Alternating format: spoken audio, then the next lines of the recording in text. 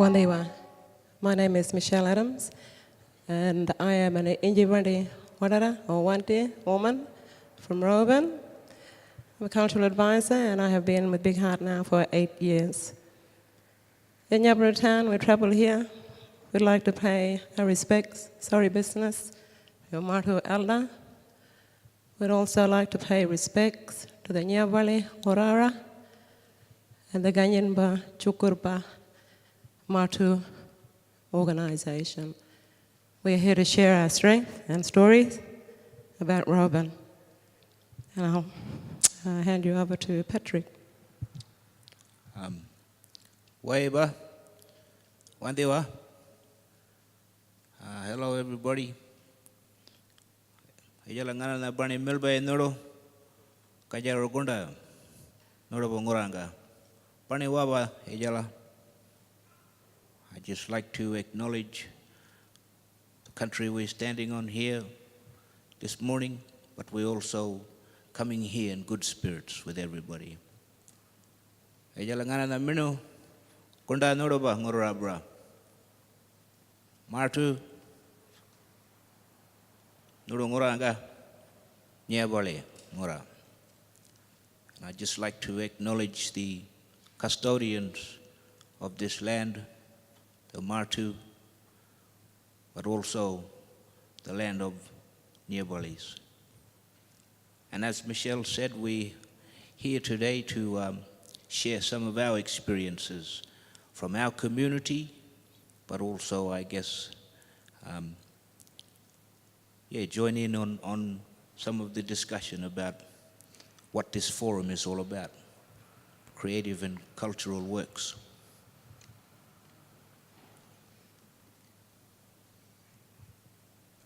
Overview. So background, 8 years of Big hArt. Community elders invited Big hArt, Australia's leading social change arts company. We at the Ngalaman Injibandi Foundation, through the Digital Dreamtime Project, elders were concerned about how do we keep language and story moving on forward into the future. We know that digital literacy and media, many forms, it's the fastest growing technology in the world. How do we use that to take the world's oldest living culture with us and maintain language and story? Yujala Yala projects means Ngalaman Injibandi, means now. There's always a time for now. Our project work is intergenerational and it's generational change. 8 years, we believe, is only 1.5 generations. We need to keep our work focused on young people. Our work is in collaboration with the Warren Pilbara Aboriginal Centre. It is a community service. It is a centre that brings all people together. I will hand Patrick over to talk about the Jabe project. Background in Roban. We have been in Roban, Big hArt, since 2010. Here are some statistics, We have now delivered over 2,000 plus workshops, 123 plus positive media stories promoting Roban, 58 plus films, 42 plus live performances, 9 awards, NeoMad, which won Best Comic in Australia. Currently we're in negotiations with the first superhero, actually Aboriginal superhero action series in Roban, which is really exciting for our young people. We're working with key elders and language groups. We have now delivered to 5 international festivals to a combined audience of over, what's that, Patrick? 10,500 plus people. Just to sort of share on some of those stats as well, the NeoMad comic, which was created out of Roban with some of our young people and our youth. I think one of the highlights for that was these young people actually got to travel to Japan to share their story of how they created this work, but also, I guess, teach Japanese children about the culture and what they have created, I guess. Just to share a bit of that, I guess. We're continuing about our work. It is a multi-level complex process. It's non-welfare approach, meaning the focus is on the young person. The creative energy and ideas is driven by the young person. We support what is strong and not what is wrong. We look at strengths in young people and their ability, and we're always saying, look at us, you can do this, we are proud of you. We back a new generation of young change makers in Robin. Through our work and collaboration, we are contributing to community healing through our story. There is a philosophy at Big hArt, and we say that the more you tell your story, no one can hurt you. We make content to raise awareness of hidden issues, social justice, such as young men we work closely with young people. When we look at 52% statistics of Aboriginal young people and men, particularly incarcerated across Australia, our work is multi-level in that we're always finding ways to change the life trajectory of a young person so that they do not come into contact with the justice system. We are into making content and not just be continuous consumers of content. I guess some of the approaches that we saw Big hArt and the way that they drive change in communities was, I guess, something that our community of Robin saw.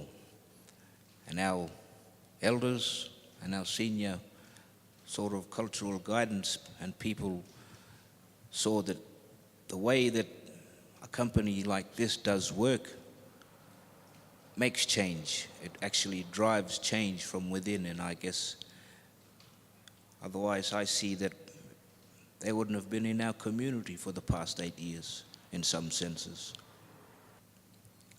Some of the performances, I guess, one of those was Hip Bone Sticking Out. This toured across many different levels. Firstly, I saw with this performance, I actually came to be a part of this performance accidentally. I remember Mr. Rankin there sort of came into our community and asking some of the elders to gather around and look at the workshops and some of the performance that they'd created in this story about a young Aboriginal man who died in custody. That was one of the sort of true stories of this performance, I guess. But it also talked about country, place, and people, in a sense. And I only accidentally got into the performing role when I was asked to perform do a Welcome to Country. So I came into this rehearsal and performed. Probably 2 or 3 days later, I think, I got one of the Big hArt reps came and asked me, Patrick, would you like to come to Canberra and tour this performance with us? So it was I guess a start for me in a different road I took, I guess. But I saw a lot of different changes with the way this performance was created, how it was created, both interculturally but also intergenerationally, leading from our young people, our next leaders of youth, right through to our elders, and the support behind all of that was, I saw something change our community. Muru concert. Muru was the name of the man who died in custody. And as part of the Hip Bone Sticking Out premiere and the touring of that, we'd created a concert, if you will, to highlight some of the more creative talent that we have in our community. But it was also a collaboration of getting some of the most highly noted performers, musical artists in the country to come to our community of Robin and to work with our people, in a sense. Neomad, as we were speaking about. Some of the young fella in that picture there, he's currently at the moment, he's probably just about to finish his year 12. So his journey started a long, long time ago in that sense. But currently they are now creating VR workshops in the community with some of the next youth. And they are the next young leaders we see driving some of these activities and workshops. But it started with some of this work creating Neomad. Maverick? Maverick? Maverick, yeah. Maverick is now an alumni, and he's actually coming back and mentoring the younger people in the projects.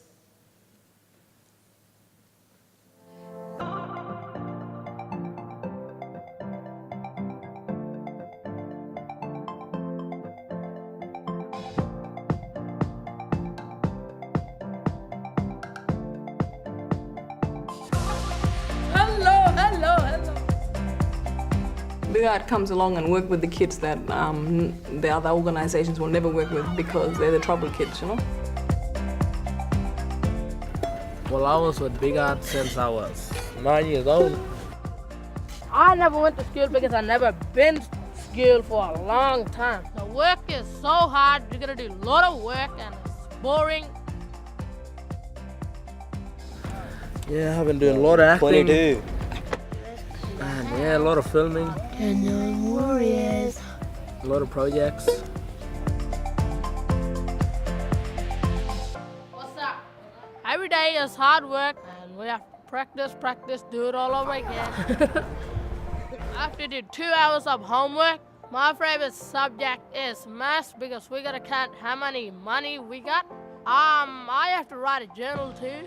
I like doing homework. Then I stayed out of trouble for a long time now. I am at Yermalay schooling. Yes, we've been learning to read and write there at Maths and English there back. This is the maddest place I was schooled in my life. Made new friends. Yeah, well, this our little gang in there. I'll be here for 6 weeks. And yeah, I might move on to Melbourne, go schooling. I hope to get a good education, get a better job that pays well, and yeah, maybe become an actor. Who are these people? Why are they staring at me? This is what I like to do because it's fun and wicked. But girls, you make the rockin' world go round.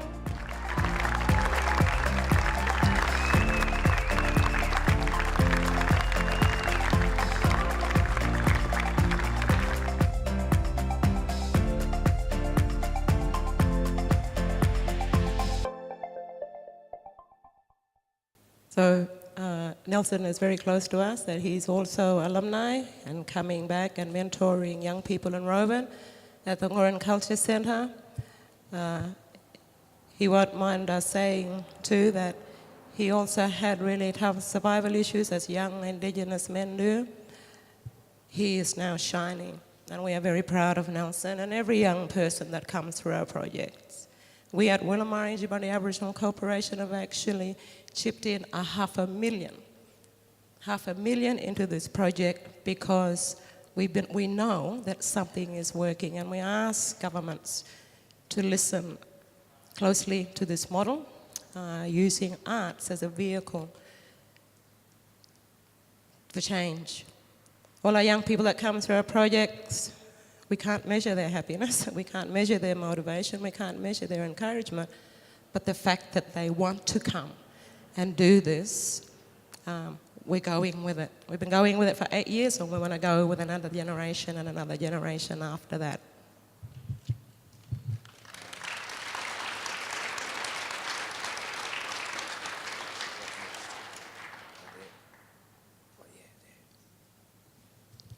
So some of the key sort of achievements or aims, one of them is generational change, I guess. Developing the skills within our young people, but also we see in some of our elders. This age of technology and digital arena, I guess, is something that some of our elders may not be familiar with. So it's, in some sense, a space of two-way learnings. We have to teach our young people, we have to drive and develop the skills for our young people, but we also have to ensure that our elders and our old people are not being left behind in that digital age.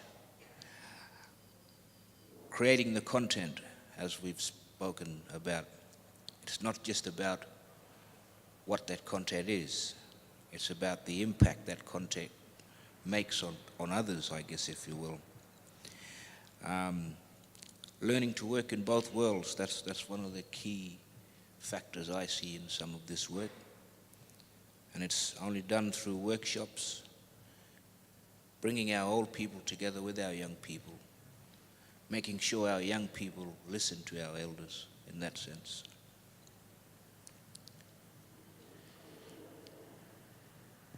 Wanted to share on the center. Ngoran, Pilbara Aboriginal Centre, the Ngoran Murray, or the Wundu, is the river that runs alongside of Roban. A lot of history, as we know.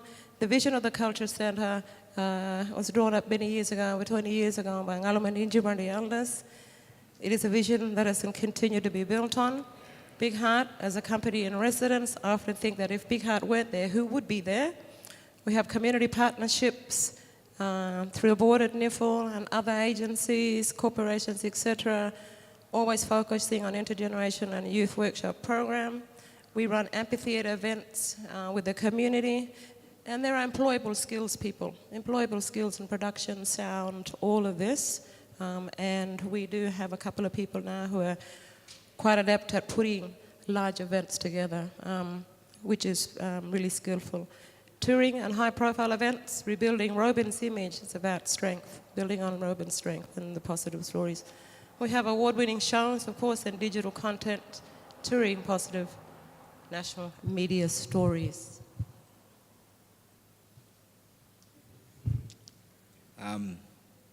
Javi, this is one I'll probably share about, but I wanted to share a bit more from a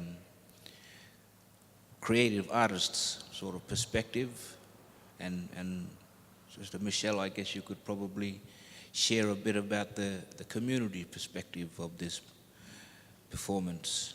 Well, I guess for myself, flood country, or the concept of flood country, started some years ago, probably 3 to 4 years ago, working with Big hArt on hip bone. And I guess through some of that workshops and yarning about what Jabi is, well, I guess to put it in perspective and a little bit of more explanation, Jabi is the Ngalama word we call for a song, or a form of song, if you will. Different languages use different words or different pronunciation. Jawi, Nyirbu, many different forms of this song, I guess, are interpreted across the many different languages and nations in the region here. But I guess for myself personally, I coming to learn more about the song form through research and family histories, but also, I guess, just listening, sitting and listening with elders about what it means to them in a sense, but also, I guess, through this creative cultural space, I saw an opportunity to maybe tell a story. And some of that story about flood country involved some of my own personal life experiences about growing up in a community like Roban, if you will.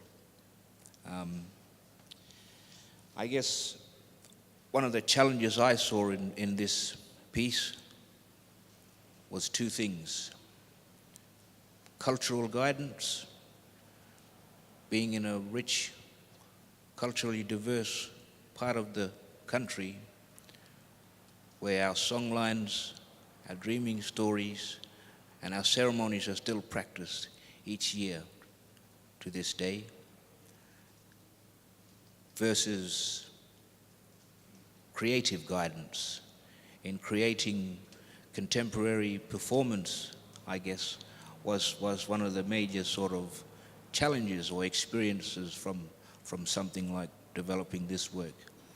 And I guess through all of it, one of the things I could see was being honest and open, but also willing to share from within, I guess, is always a good approach to creating some of the work, such as this piece.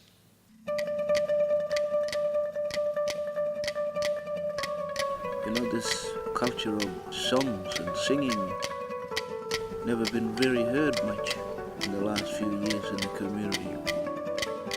You can see, you know, through singing and Jawi, the feeling it gives to other people.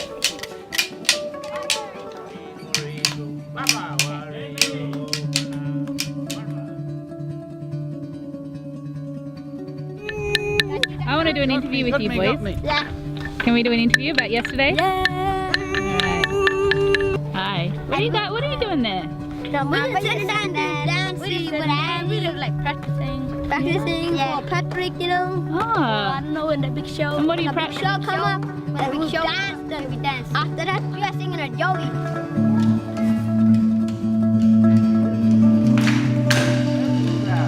Hurling them into the sky in a wildlife. Willy. Stick, down. Come on, let's.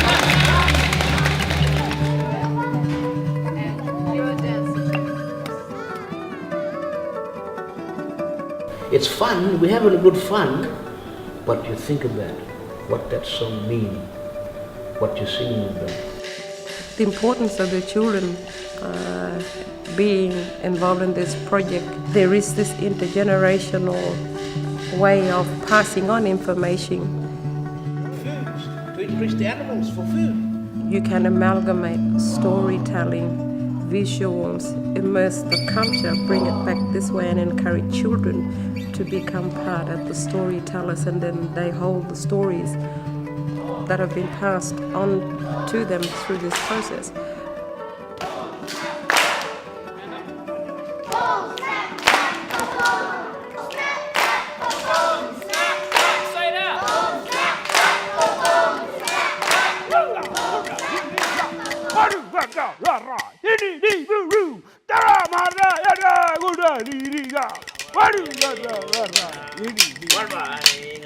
So, one more night, and then all the community are going to be here watching. It's a kind of tapping into the magic desire in the community for good things. That's what we're privileged to be part of. We're going to go on a journey now across the whole of the Pilbara, and we're going to tell that journey in song.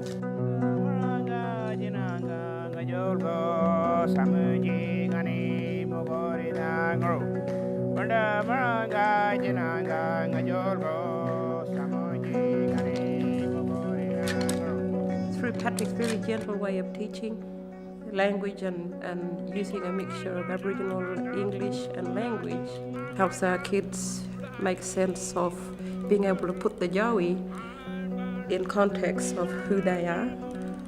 I know who owns that Jawi or where it's come from, and I recognize that person as being my great-great-grandfather.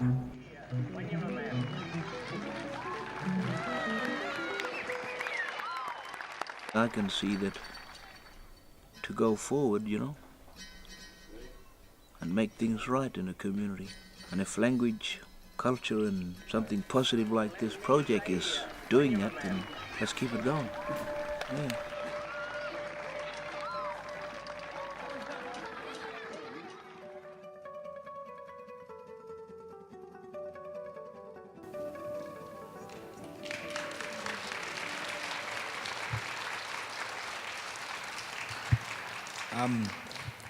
Yeah.